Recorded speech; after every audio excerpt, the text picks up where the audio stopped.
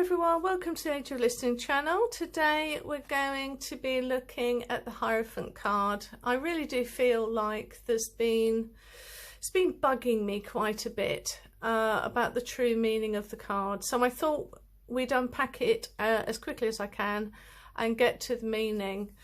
I've really sort of looked into at the moment the ninth gate. These are 9 cards which are from the Illuminati. So that's 1, 2, 4, 6, 8, 9. So that amount of cards that give you, it shows how and demonstrates how to give the individual absolute power by helping them to determine their own destiny. That's the point of the 9 cards. So with these secret societies, what they do is they often sort of dilute and invert hidden information because they don't want the masses to get it. And the Hierophant has always really, truly and utterly bugged me. So I'm a bit late in the turn, but I've sort of embraced numerology a little better and it all became a little bit clearer. So,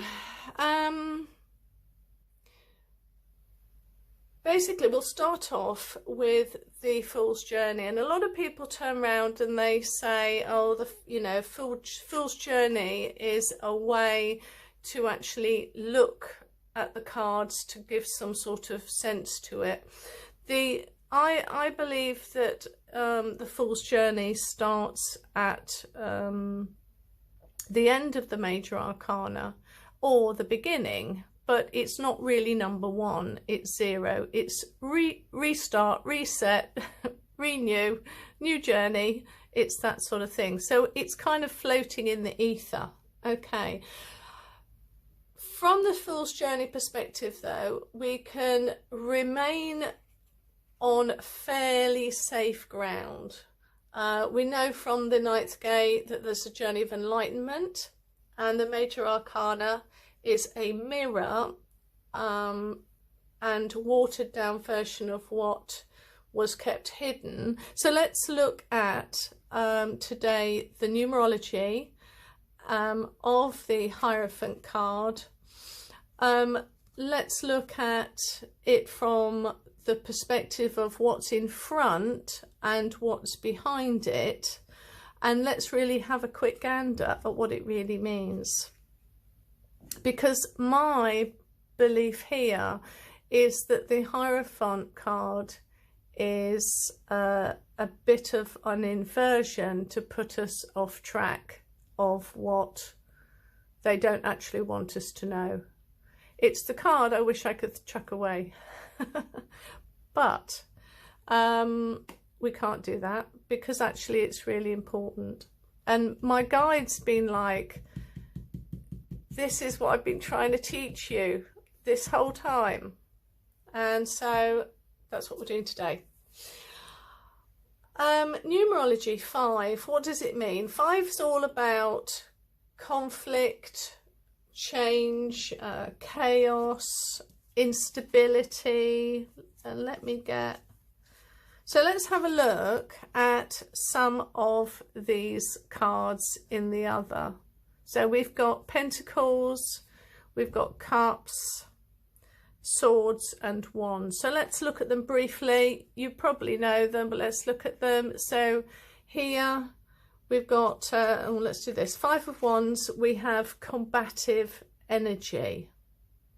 All right. Swords, combative energy again.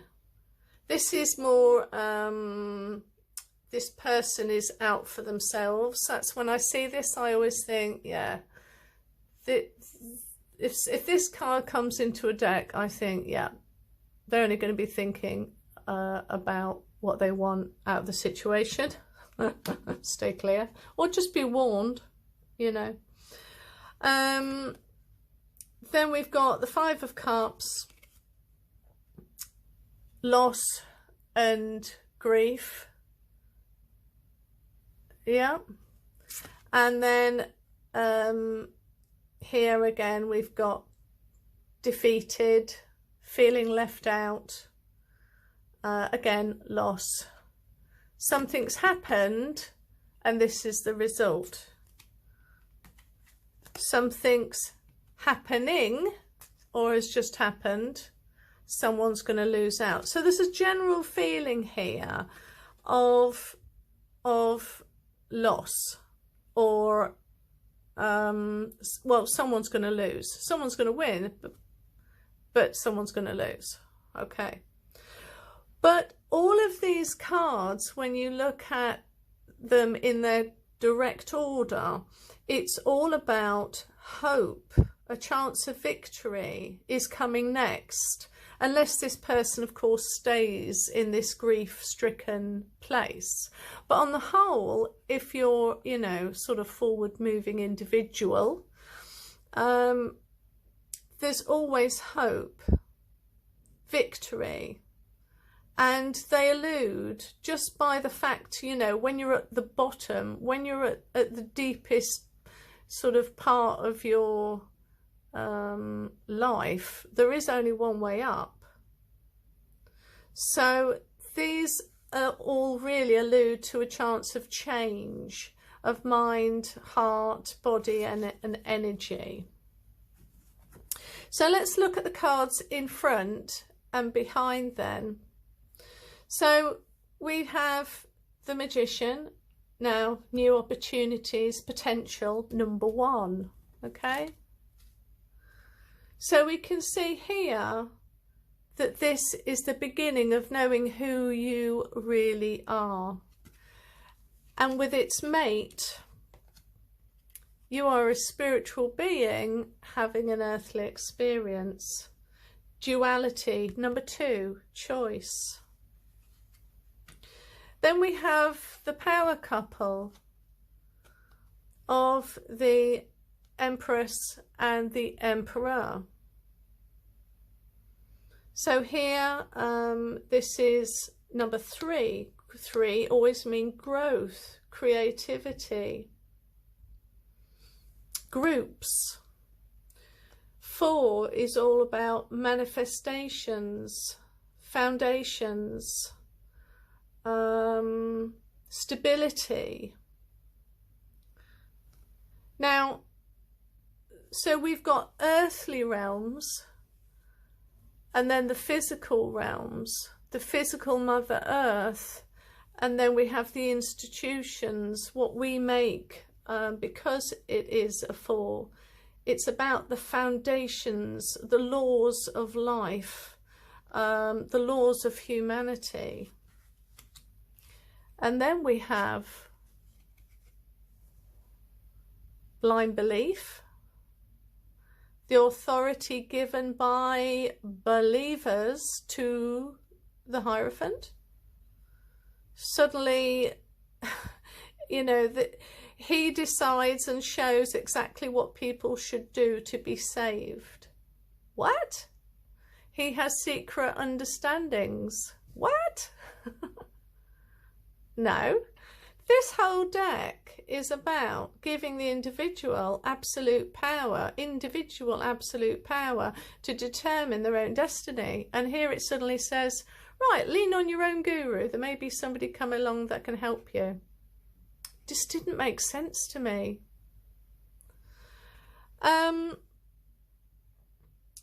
You've got the Emperor, who is just before it. This Emperor, showing us the stability and law and order. And then it leads on to this. Well, let's look at the power couple here then. The power couple is the Hierophant and then the Lovers. And here's where we begin to see where we go from jumping, and I saw it like a chain leading from this to this. This is where we can be. This is the stuckness that where we can be, and this is where we should be. Okay? She leads to here. He leads to her of greater alignment, of greater understanding of who we really are. We can be stuck in the physical, or we can go to the spiritual. We turn everything that's natural into order and stability. Nature, you know, they say there's not a straight line in nature. Well, he certainly gives it. And here we go from being told what to do to actually duality, the lovers, harmony, cooperation, healing and growth. So we've gone from conflict, change, control, chaos, instability, to harmony, cooperation, healing and growth. And I suddenly realized that we're growing from one place to another.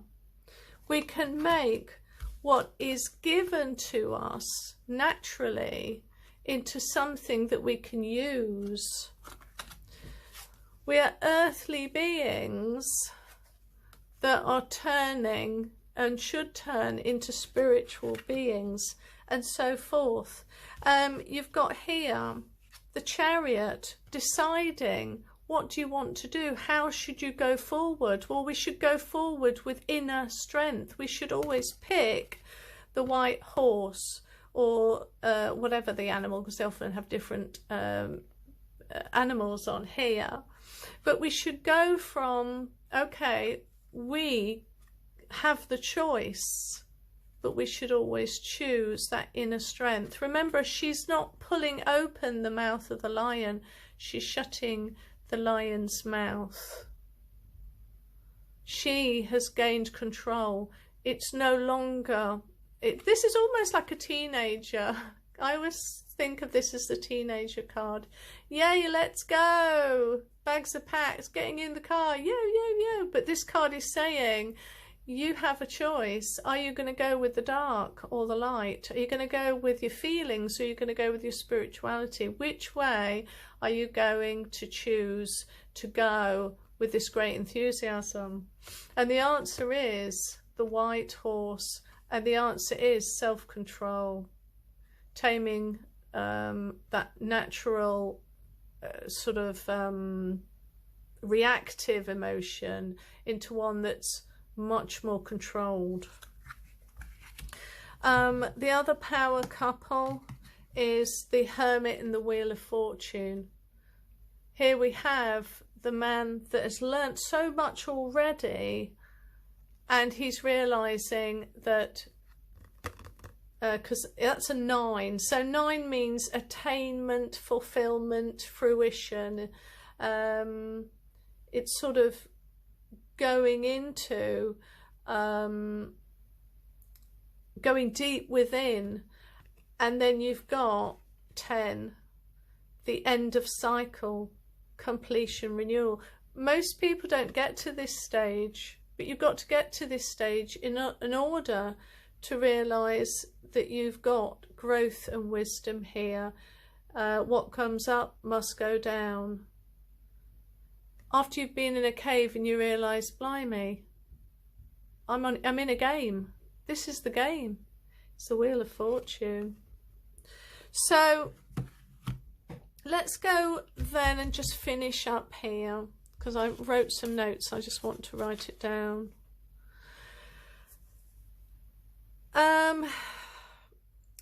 I've gotten a video, if you go and look, that if you want to have an in-depth look at what all the symbols mean. But this is why he wears the mask. Hope that's info. This is a mask. Whenever I see the Hierophant, I understand that this is what we've got to leave behind. This whole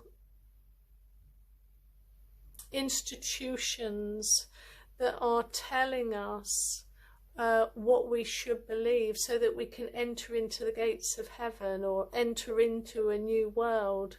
This is what's corrupting us, because its partner is the Lovers. And the Lovers, she's usually looking upwards, he's usually looking at her, usually at her nether regions actually, if you look on the original Rider-Waite-Smith, but she's looking up. It's perfect partnership. It's connecting with Source straight from your own soul, not having anybody dictate to you what to do. This is subserviency. This is having an individual connection. So I hope that kind of illuminated. I mean, you know, some people may disagree. I think there's room for it, but whenever I see that, in a reading, how I would state it would be, I mean, let me give you a story. So my guide's been always saying to me, stay away, be wary, and don't be a part of the clique. Don't be told what you should feel or think. Don't let somebody control you. It's always been for me about control. And what have I written down here? Blind belief. Yeah, this is a card to resist. This is resistance. This is what I feel that's being sort of led me to. If I got this in a card, I would say, okay, there's something mattering to, you know, the cards around it, but I would say, okay, there's a sense of control here. There's something you need to resist, some form of holding back, people telling you what to do. Being reminded of the Lover's card, which is you need to find the answers for yourself. You need to probably go into the hermit mode, and you need to figure out, okay, what shackles do I need to let go of and in order to progress forward. Right, please give me a thumbs up as a thank you. I'm going to be posting these, but and obviously I've got my new webpage link below in description for private readings. Hope that sort of causes you to think and question, because that's all it's meant to do. I'm not saying I'm absolutely correct. I'm just saying that when looking at the ninth gate, it doesn't make sense. The Hierophant doesn't make sense unless you view it as something to flee from. It's a bit like the Devil card, except it's different, because this isn't about individual ways that you're entrapping yourself as with the Devil, but this is institutions actually getting a bit above their circle. So if you look at these three cards, it's almost the history of mankind. We have a beautiful world where we've created establishments who are trying to rule us, and actually we need to be independent, and we need to seek source from ourselves. And then where's the next card after? We need to make our own decisions.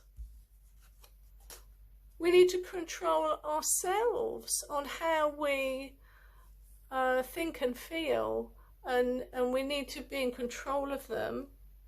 And there's going to be times where we're going to need to go into that hermit space to kind of, it's almost like a continual circle. And oh my goodness, I've just realised, and it is a circle. So this is like a constant theme. Whenever man gets a great idea, and I say mankind, humankind, whatever, humankind gets a great idea, from source, we turn it into an institution. The institution rules us and tries to rule us. We need to escape that to be individuals. We need to be careful what now about our emotions and what we choose to, how it chooses to lead us. We need to go into our hermit mode a lot more. We need to be a lot more quieter, because that's the pig in circle of life, mate.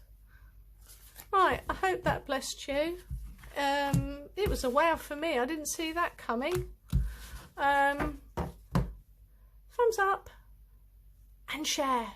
Bye.